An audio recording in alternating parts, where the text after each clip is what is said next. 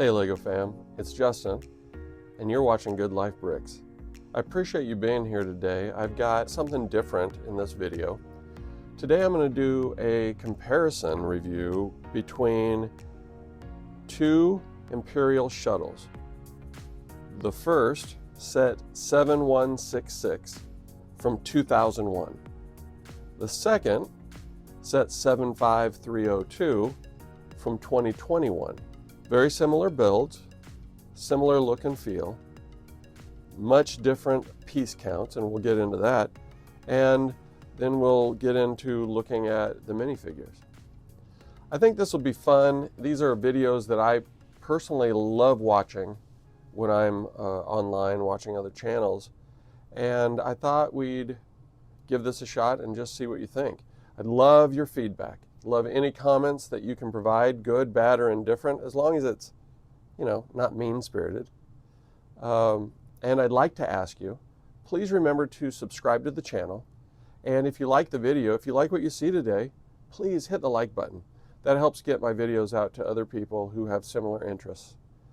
With that in mind, let's dig in. So as we take a look at these two shuttles and do some comparisons today, I think the first thing you'll notice is just how similar they look. One is obviously larger than the other. The newer one on the left over here is bigger. That's 75302, and it was released in 2021. It has 660 pieces, and it comes with 3 minifigures, as you can see.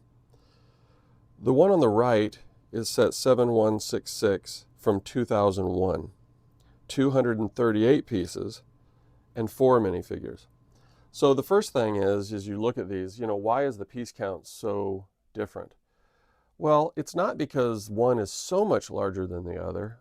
Frankly, it's because LEGO changed the way they make their sets as years went on, and they had more of a durability mindset. They wanted these sets to be able to stick together and not fall apart as you were playing with them or moving them or what have you. And so I think you'll see piece counts get bigger in the more modern era.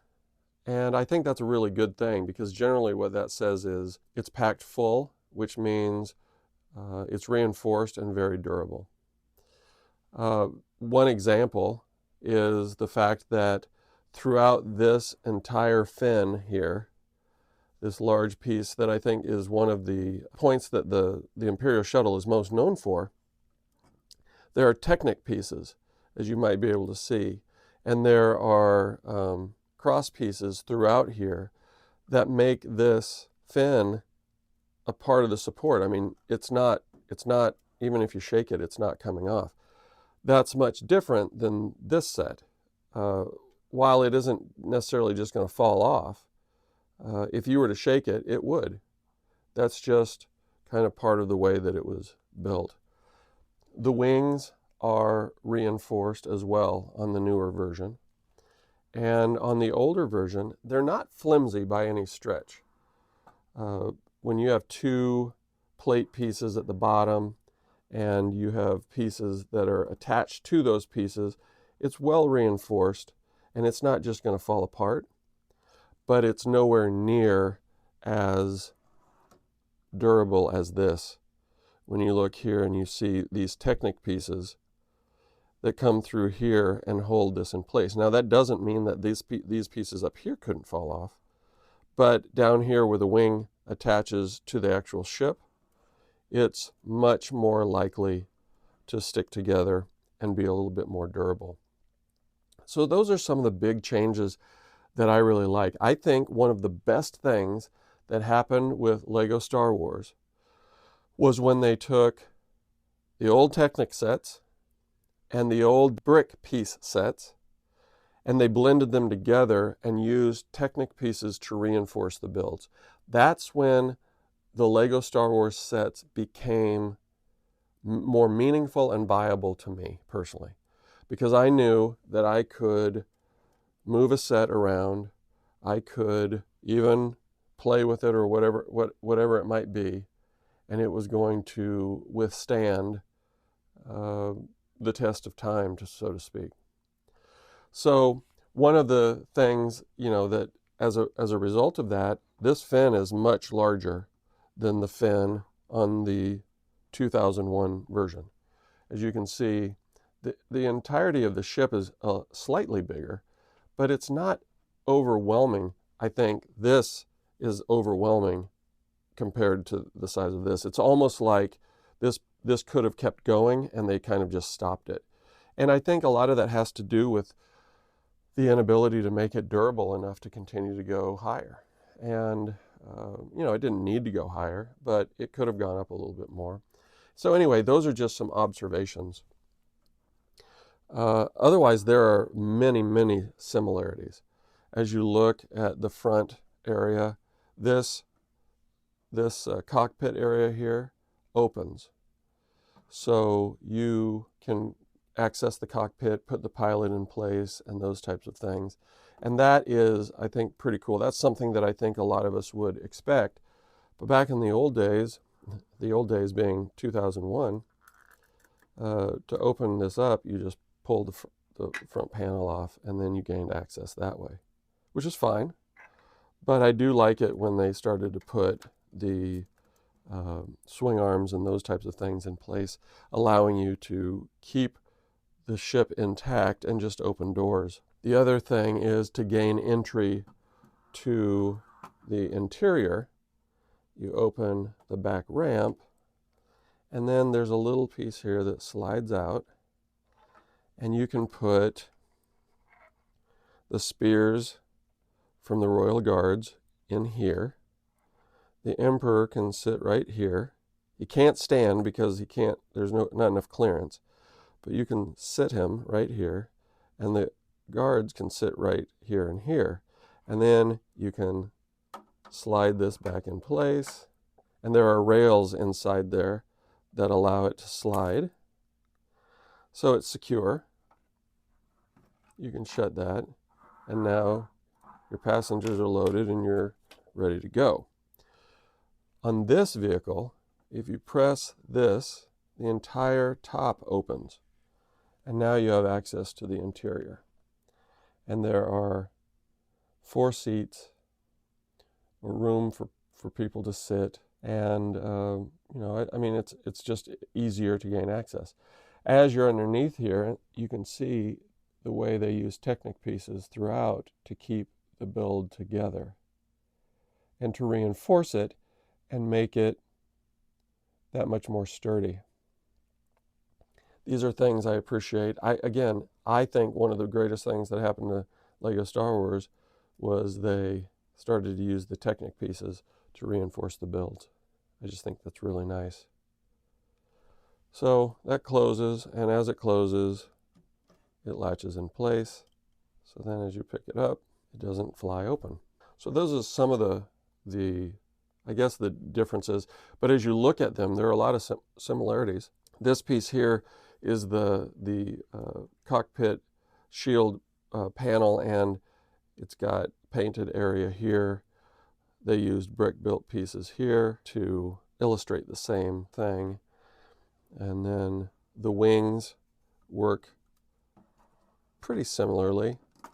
It's hard to do with one hand, but they just open step by step, kind of click open, and this is similar, just with a different piece.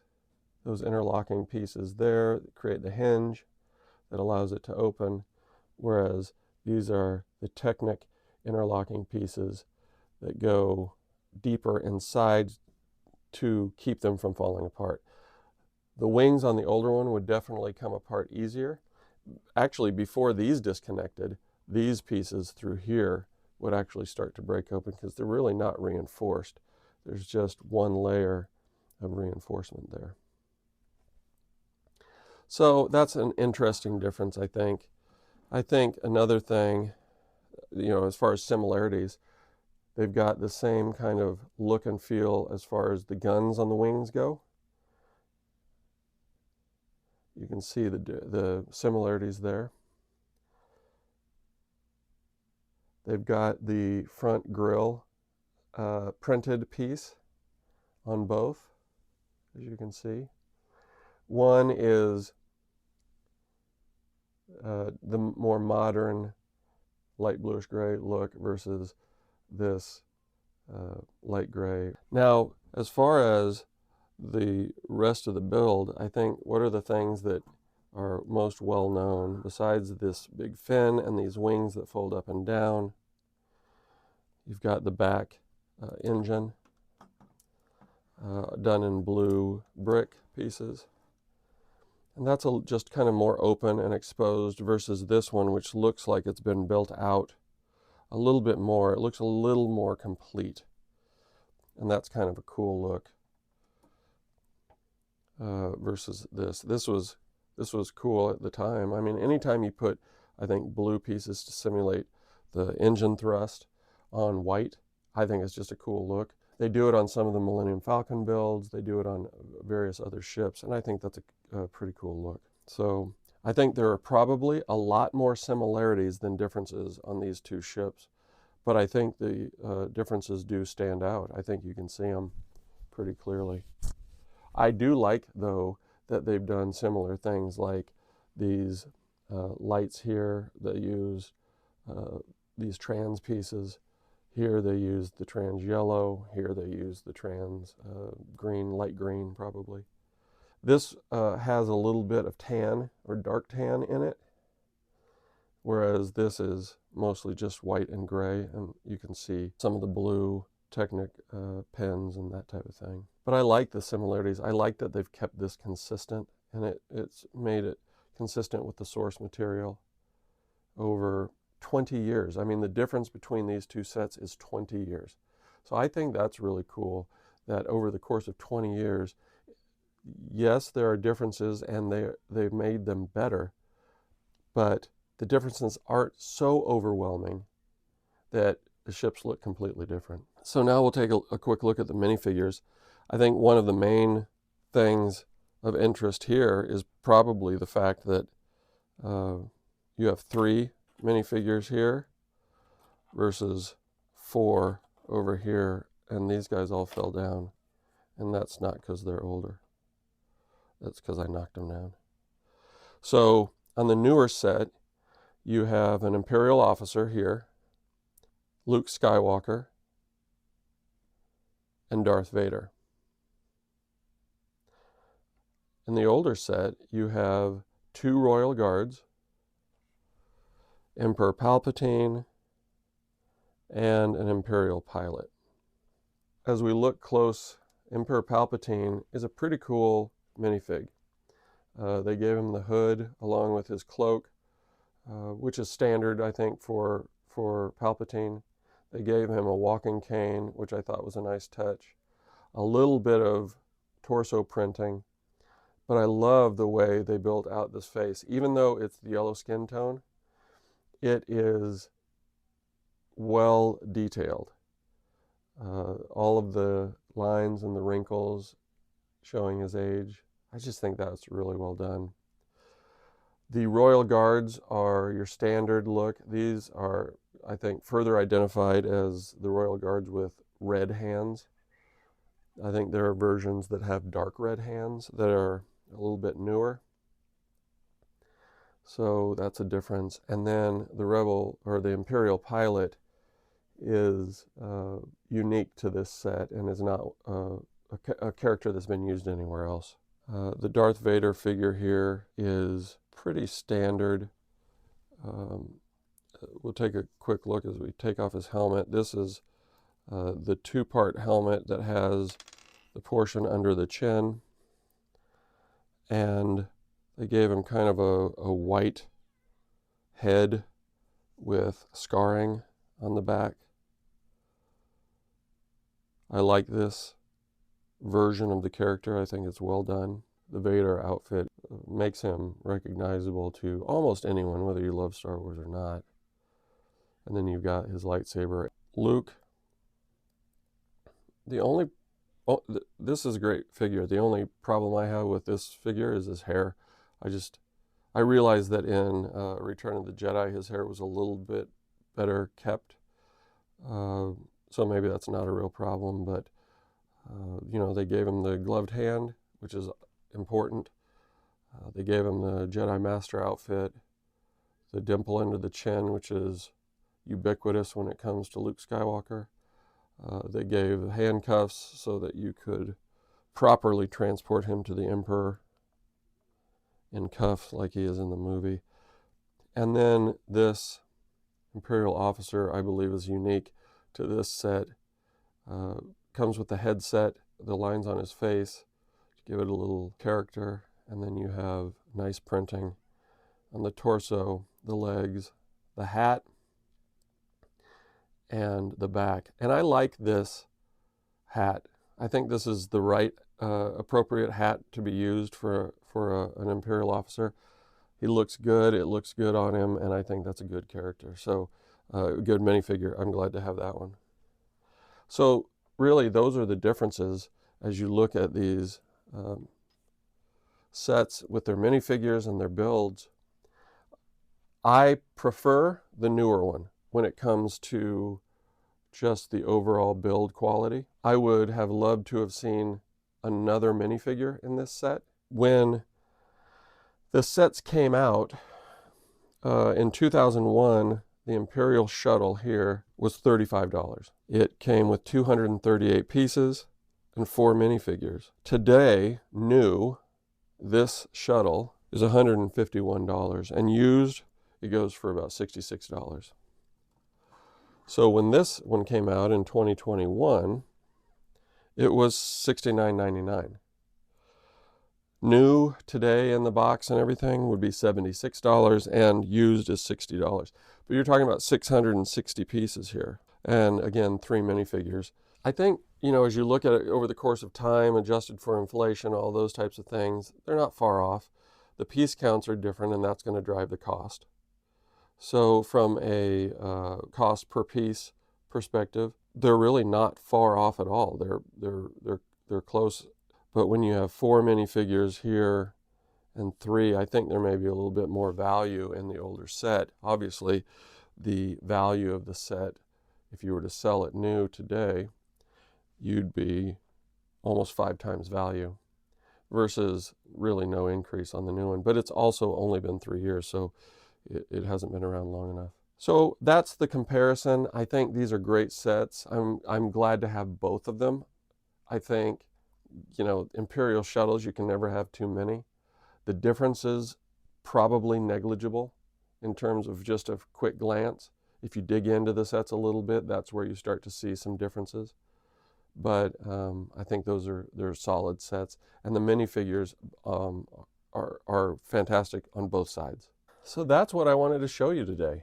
I'd love to hear back and get some feedback from you. What are your thoughts? Did you enjoy the comparisons? Did you learn anything? Was it helpful? Is there something you'd like to see me do a little bit different, or did this hit the mark for you? I would ask before we leave, would you hit this little circle here and subscribe to the channel so you can continue to get notifications when I release content? And if you liked what you saw today, I'd appreciate it if you'd hit the like button. Thank you so much. Have a great day, and I'll see you soon.